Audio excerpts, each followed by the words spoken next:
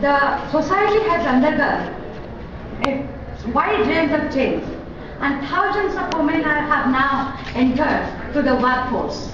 And with this change, with this, the psychological aspects, the mindset of the women have also undergone a wide range of change. So my topic is, I directly am coming to the topic that as we find that which area was only the domain of the, it was dominated mainly by the male domain, like army, like in your police law, and also the scientists. That was previously dominated by male folk. And now in these areas also we find women working. So for all these women, when they are making a journey making their journey for excellence, and when these women now they are engaged in innovation, in re-engineering the engine of the science knowledge society or scientific society. So they are marching onwards. While marching onwards for excellence, definitely they require, there are certain obstacles, there are certain obstructions, and what are the psychological aspects which can boost them up, which can give them encouragement, which can make them successful to meet this journey of excellence. So I will highlight certain, only some psychological aspects, not all. The first and foremost, I want to say that unless the women, they are aware of their personal dynamics, they can't meet. They can't go for excellence. And that personal dynamics, first of all, include the self-concept. So self-concept, it is just an organized collection of the belief, the organized collection of ideas about the self. What I am, that one must be clear. What I am, what for I am here, that one must be clear. And the second is the attitude, one's belief in his own attitude, one's idea about his attitude, and that gives him self-esteem.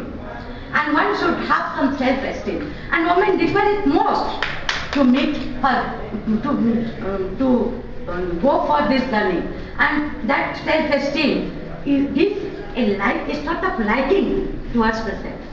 When I have some self-esteem, I like,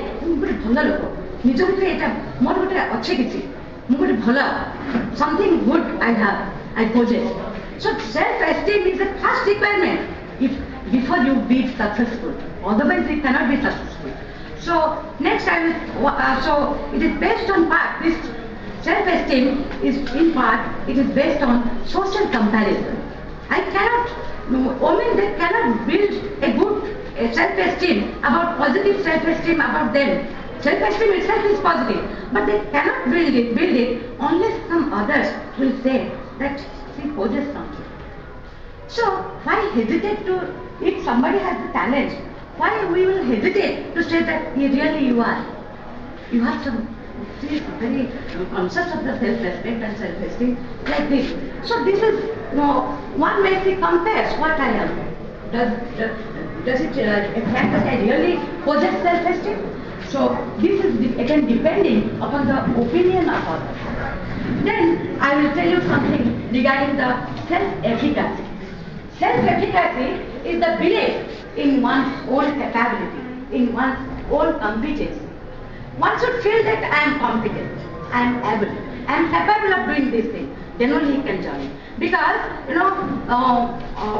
I remember one French poet who is this, he has written that I think I am able, therefore I am capable. I think I am able, therefore I am capable. Also, Alexander Dumas, he has written that who doubt his capability, who doubt his talent, capability, he invites failure. So that is self-efficacy. One should have faith, belief that I am able, that I have the competence. That is first requirement. So self-efficacy in the individual's, it is the individual's belief about his capability, which has been developed mainly the social psychologist Alfred Bandura. He has developed this concept. And he said that this determines, self-efficacy determines how people think, how people behave, and how they will motivate themselves. So most of our behavior, we women, when we're marching forward, we are mostly guided by our own beliefs. Am I capable? When I am coming to this session, if am I capable and am a resource person? Can I say something, psychological aspects? If I feel that some sort of weakness, then I definitely will say Santosh, no, I will not be a resource person. So it depends, and my presentation will be also a failure if I feel that I am not capable. Definitely. So that is capacity or self-efficacy. So when it is also affecting our personal well-being, so people who doubt their capabilities, they shy away from the difficult task. They cannot meet the challenge. So what for excellence? Excellence, when we are saying something unique, excellence is not a normal thing. So for excellence, we should develop the self-efficacy. So definitely, in this context, can I have some water? So definitely, volunteer please. So what are the source of this efficacy? For self-efficacy, what are the source? From the society, what can you get?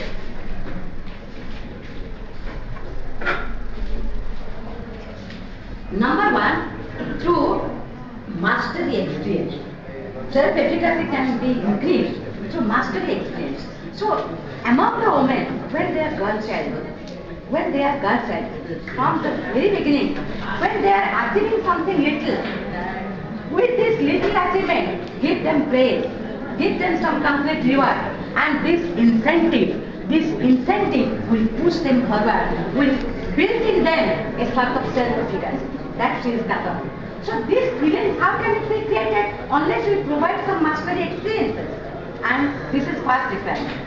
Then second requirement is you strengthen the belief through providing some vicarious experiences of some examples or some models. So I can give you example. Let's suppose Abraham Lincoln. Who was he? What is his background? Even Einstein. Einstein was told by his teachers as dull Einstein, and he was a dropout during the schooling. But how he could achieve? So today, to a mediocre, by encouraging this, by providing examples, we can push him that you can develop the ability of this. So that is providing such. So providing some examples. I can say that social persuasion, that is people who are persuaded verbally. I remember my father. When I say, my father has a habit, so he always take me with him to any debate competition. I remember. When I say, Nani, it's a bada music brings you are the coach. My daughter, you know, buddhimati jia, tu paribo, sabubale thorban persuade karikari matlati. And I feel that ability now with what I have gained, only my father is responsible. So through verbal persuasion, my father and my teachers, school teachers, they have persuaded me that you go, you have that capacity to go. And I march forwards. I never look back. And whenever I see the audience, I just let that fear. No mass phobia, nothing like that. So friends, there is a growing body of evidence that human accomplishment and positive well-being can be attained through this development of self-efficacy. And in this regard, I also want to bring you another concept, that is a sort of one famous psychologist, modern psychologist, Martin Seligman. He has given a view like helplessness syndrome. What is helplessness? Actually, sometimes we find that situation is uncontrollable. Situation is uncontrollable. We don't have anything at our hand. And suppose in an organization, the employees, they found that the boss is wicked. He is not listening. He is not listening to anything we say. So anyway, so I will say, So at this helplessness syndrome, what happens? Even if you have the capability, you cannot explain.